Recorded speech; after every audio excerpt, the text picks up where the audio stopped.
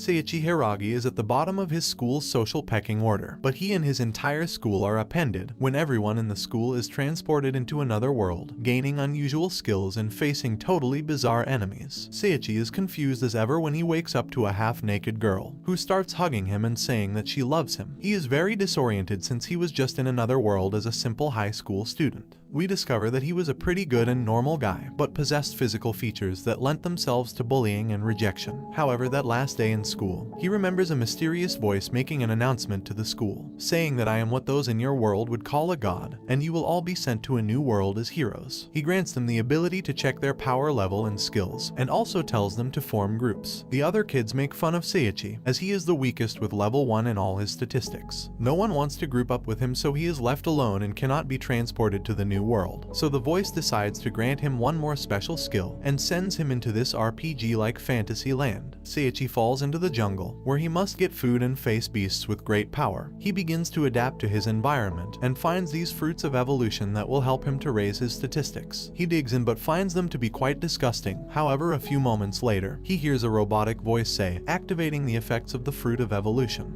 Nothing happens, so he goes to look for more food and comes across these beasts. He panics a little after noticing they are level 120, and he is only level 1, so he waits a while until they leave. After the beasts go, he rushes out the bush and finds lots of the special fruit, along with other things like an item box and high-grade recovery potions. After improving a little, he sees how with the help of the fruit, his physical condition begins to change, but he is still at level 1. Meanwhile, his classmates were sent directly to the city with all possible comforts. Here we see this group, who are Seiichi's only friends, but from an old school in the past. On the other hand, Seiichi has consumed many healing fruits, life items and relics. After ranking up a couple of his abilities, a monkey comes out of nowhere and attacks him. He drinks a healing potion, but the monkey is too strong, and just when it looked like it was over for him, a stink cloud comes off of Seiichi and kills the monkey. Loot drops from it which ends up increasing his skills, and also finds a book containing the following information. Clever monkeys are monsters of great intelligence that live in high-level dungeons. They possess knowledge of herbs, and are capable of both alchemy and creating tools. He doesn't know how he can read the book since he's never seen this kind of writing before, but quickly realizes it was the special skill that the god gave him which allows him to read it. A few moments later, the robotic voice says, now commencing evolution, and Seiichi goes from being fat to slim. He also gains a huge boost in stats, however he is sad and surprised to see his evolution is still only 1 out of 10, even after defeating a level 120 clever monkey. 5 months go by, and Seiichi has started to get the hang of things. Everything seemed fine until a great level 7000 gorilla appears, who is the Kaiser Kong and boss of the clever monkeys. He arrives to challenge him and expects him to be weak. He throws a mean punch but Seiichi manages to dodge it, which weirdly impresses the gorilla as it is a female. Seiichi survives a flash fist from the gorilla which impresses her even more, and tells Seiichi I want strong males. He says no thank you, you are a gorilla. The gorilla gets upset and says I'm no gorilla, I'm Seiria, to which Seiichi says, why do you have the name of a pretty girl? And the gorilla blushes since he said pretty. Seiichi tries to destroy Seiria as he's not feeling her like that, however he messes up by using his own ability on himself, confusing Seiria and embarrassing himself.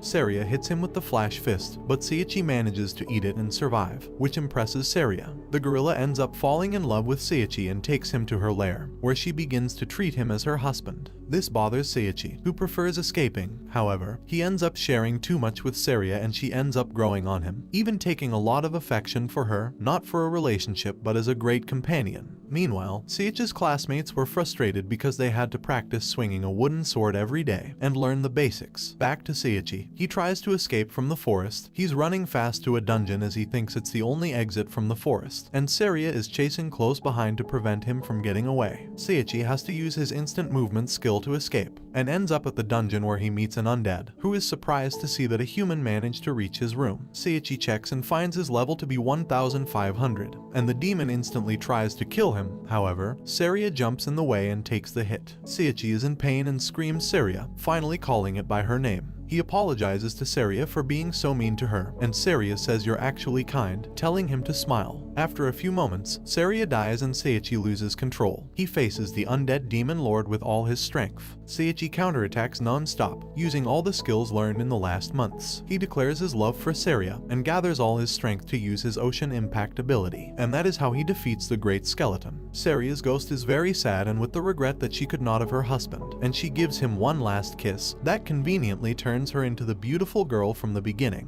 which turns out to be the reward from defeating the Demon Lord, and also allowed him to level up and achieve his final evolution. His face changes and even his voice, thus forming the evolved protagonist who will break into this adventure. All of a sudden, a cute little thing called Mr. Sheep appears, who acts as an intermediary between levels and announces the rewards for completing the dungeon. They are being teleported to the outskirts of the forest, so Mr. Sheep gives Seiichi a helmet that later turns into a robe and Seiya a simple dress. Seiya is excited as she's never been outside the forest before, and Seiichi can't wait to start his new adventure. They join the Adventurers Guild, where the teachers ask him to pass an entrance exam, with a girl named Altria. At first, she seems like a mean and militant person, but it doesn't take long for us to discover that she only intends to do good. Altria manages to create a connection with Seiichi and Seiya, opening up with them and gains more confidence in them. They take the exam required by the guild, where they both do well. However, things get complicated when they fall into a trap that teleports them to a dungeon full of tricks, where Seiichi and Seiya are separated from Altria by a wall. Altria encounters some enemies and dangers on the other side, but manages to hold her own. Meanwhile, Seiichi gets objects and improves his statistics. Altria ends up meeting the Black Dragon God, who is, according to humans, a formidable beast, and whoever runs into him has the worst luck. Altria says, "I'll show you how I earn the name Calamity," and uses all her strength to let out an epic attack on the dragon. However, she seems to be no match for it as he counters her easily, and says to her, "Know your place." The Black Dragon God almost kills Altria, but just before it finishes her off, Seiichi appears and epically saves Altria. But not only that, he faces the legendary Black Dragon. He is a level 5000 beast and managed to hurt Seiichi several times, but when he gains confidence, he resorts to his techniques and skills learned, so the combat takes a different turn, and the dragon ends up being defeated by the same sword that was used when Seiichi was weaker. Here they claim their rewards, and Seiichi gains tons of power points, leveling up multiple times. They leave the dungeon, where Altria begins to blame herself, as her luck is negative 2 million. However, Seiichi tells her that everyone is going to be fine, and the people from the guild including him love her. Seiichi doesn't rest until he manages to convince Altria that no matter what, they will always be there for her. Seiichi helps her by giving her a ring of happiness, a fantasy-grade item that will negate her curse and double her luck. In the end, Altria is confused by how many things that he is doing for her, so she begins to feel strange and avoids it. However, after some time, she decides to put this issue aside, and now as a member of the guild, Seiichi decides to look for information about the new world, realizing that the heroes summoned to kill the Demon Lord have their emperor as their director, who is a selfish guy that would do what is necessary to kill the demons. As we see a little later, he ends up using some mind control bracelets. However, for now, Seiichi is still on his own. He learns more medium level magic and takes a break to think about Altria, who at the same time finds herself confused in her feelings, so much so that her friend explains everything about love to her, making Altria realize she is in love with Seiichi. On the other hand, Seiichi realizes that he must clear things up, either by accepting the girl's feelings or by rejecting her. But he can't leave her like that, so the two meet, and before anything can be said, Altria kisses him and tells him that she knows he is not serious about her, since he has Seiya, but she still loves him and wants to find a way to be with him. So with Seiya's consent, Seiichi ends up accepting the two girls as companions. Everything calms down for now, until the guildmaster proposes him to get a horse, as they are a must-have, and will end up being very useful as an adventurer. So after some time, he manages to find this not very friendly donkey, but it seems to be very strong, so Seiichi decided to sign up with her to at least get a prize from the great tournament in the city. But from the beginning, things go wrong as the animal has been very poorly fed, so he decides to give it a fruit of evolution that not only activates it, but also raises all its statistics, thus gaining a lot of speed and killing all the competitors and obstacles in the way. So they end up winning the race, taking the recognition and being able to spend a day with the Valkyries, who are the strongest warriors of this kingdom.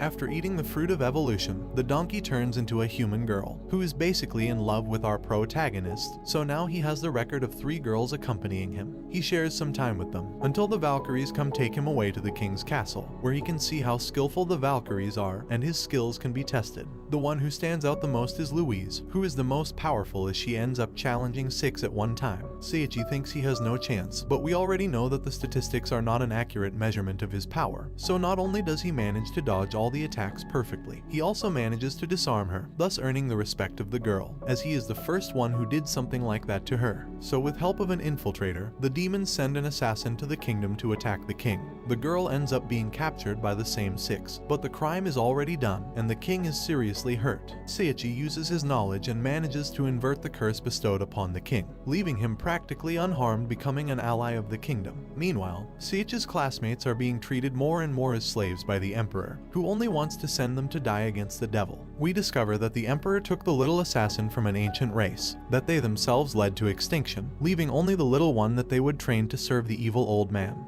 The little girl is more or less a victim, so our protagonist uses his magic to remove the collar from her neck, and she is very grateful for it as now she can finally be free and rest. Seiichi is then reunited with all the girls. He takes advantage of being with the Valkyries and trains a little, but Louise urgently asks Seiichi to take care of the king's protection, since enemies have appeared on the border of the kingdom and they must take care of it. He quickly accepts, and at first everything goes well. He even meets the legendary Barnabas and spends time with the king. However, a wave of demons sent by the infiltrator appear, which are a much higher level than what the kingdom offers, but this does not stop them from preparing for the attack. They defend their lands, and somehow, the allies manage to not only maintain control of the situation, but also counterattack. However, the enemy has prepared a second wave that attacks from the bottom. Seiichi uses his abilities eloquently, making him look as if he were the true legend of the kingdom, and releases so much magic that it kills everyone, completely ending the combat and gaining him countless levels of power. Even Barnabas tells him that he could easily be a teacher at his school, which is the same one where all his classmates are. So now, he will meet again with everyone who discriminated against him for being the weakest. And here begins a new adventure for Seiichi and his harem of girls. So for now, he says goodbye to the kingdom to start his new path, and that brings the anime to an end. Don't forget to like and subscribe if you enjoyed, and turn on the notification bell so you never miss out on another video. See you in the next one. Take care.